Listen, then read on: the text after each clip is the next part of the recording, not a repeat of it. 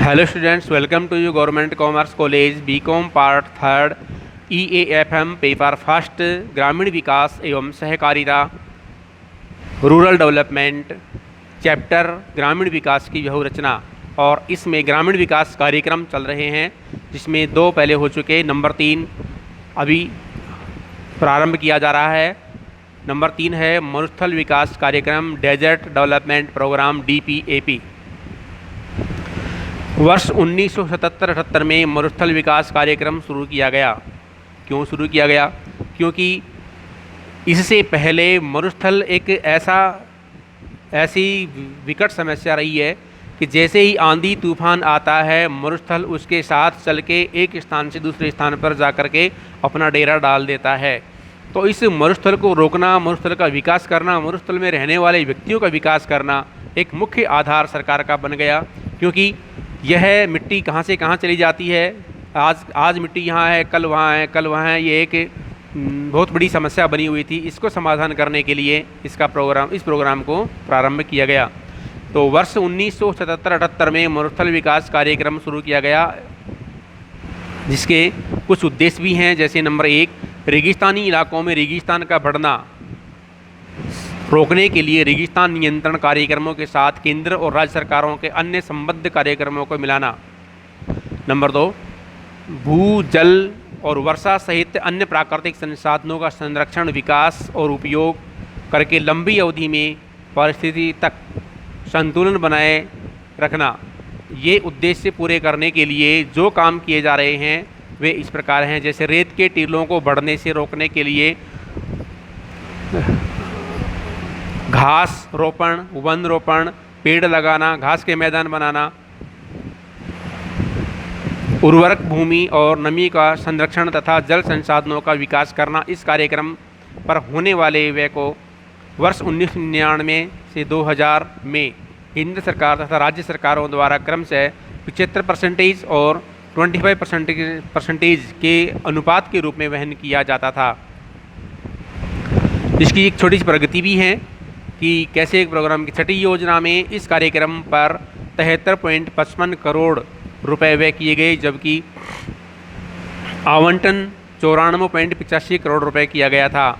7वीं योजना में इस कार्यक्रम में 245 करोड़ आवंटित किए गए।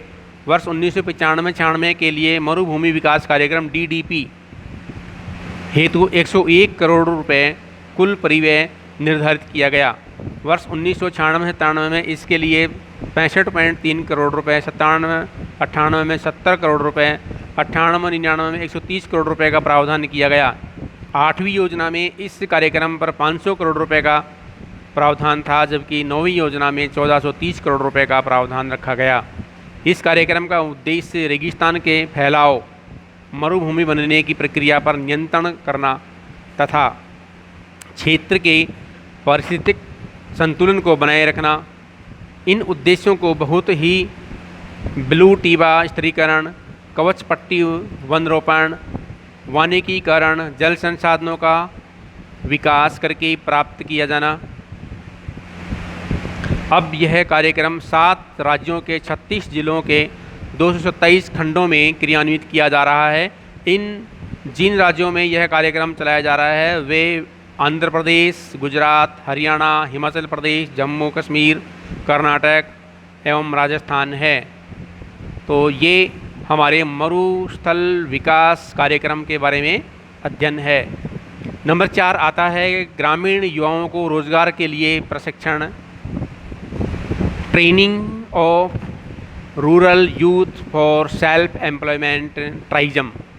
स्वरोजगार के लिए ग्रामीण युवकों को प्रशिक्षण देने की राष्ट्रीय योजना 15 अगस्त 1979 से शुरू की गई।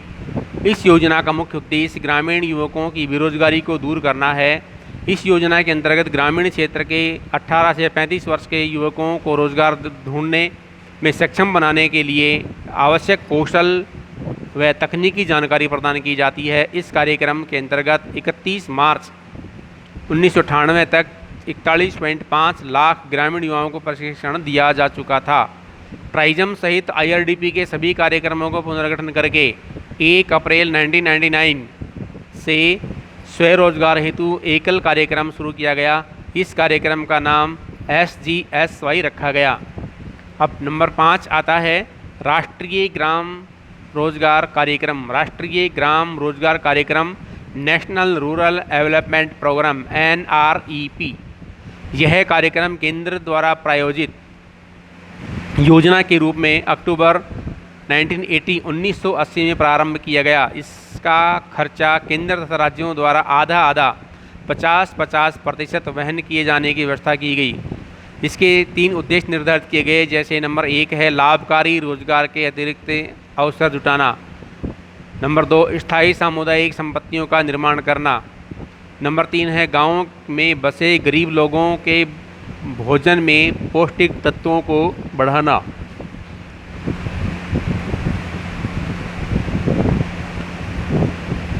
प्रगति छठी योजना में इस कार्यक्रम के लिए 1620 करोड़ रुपए का प्रावधान किया गया, परंतु योजना अवधि में इस पर कुल 1874 करोड़ रुपए व्यय हुआ, जिसे 17,750 लाख मानव दिवसों के रोजगार का सृजन किया जा सका। 7वीं योजना में NREP पर 3092 करोड़ रुपए की व्यय किया गया, जिससे 14,780 लाख मानव दिवसों के रोजगार का सृजन हुआ।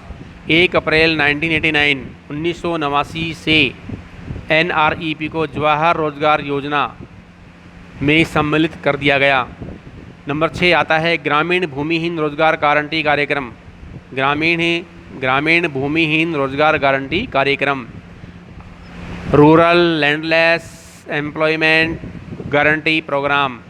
यह कार्यक्रम 1983-84 से प्रारंभ किया गया, जिसके कुछ उद्देश्य इस प्रकार से हैं। ग्रामीण भूमिहीन लोगों के लिए रोजगार के अवसरों को बेहतर बनाना और उनका विस्तार करना, जिससे प्रत्येक भूमिहीन मजदूर के परिवार के कम से कम एक सदस्य को साल में 100 दिन तक काम अवश्य मिल सके। नंबर 2 है गाँवों में बुनियादी ढांचा मजबूत करने के लिए स्थायी संपत्तियां बनाना, जिससे ग्रामीण अर्थव्यवस्था को तेज़ी से विकसित करने में मदद मिल सके।